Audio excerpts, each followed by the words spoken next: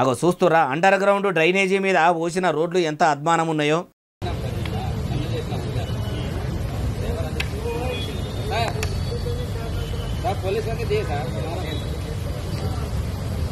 లారీకి లారే మోర్లే మొత్తం పడిపోయింది.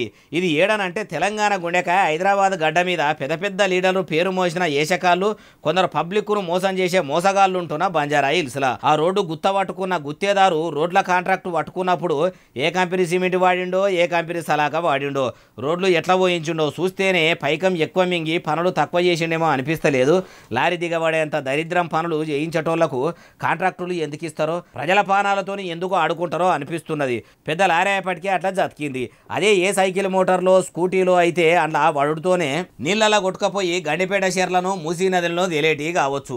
అట్లా లాపర్వగాల సడాకులు పోయించిన ఆ గుత్తేదారు ఎవరో గుంజుకొచ్చి రోడ్లు మంచిగా పోయిస్తే మళ్ళా నికాలస్ మాలుతోని రోడ్లు నిర్మించకుంటే ఎన్నటికైనా నిలదీస్తారని గుత్తలు పట్టుకునేటోళ్ళు కూడా మంచిగా పని చేస్తారేమో. హైడ్రా పేపర్ రంగనాథ్ సారు అసొంటోళ్ళ మీద చర్యలు తీసుకుంటే బాగుండు అంటుర్రు ఈ ముచ్చటిన్నోళ్ళు.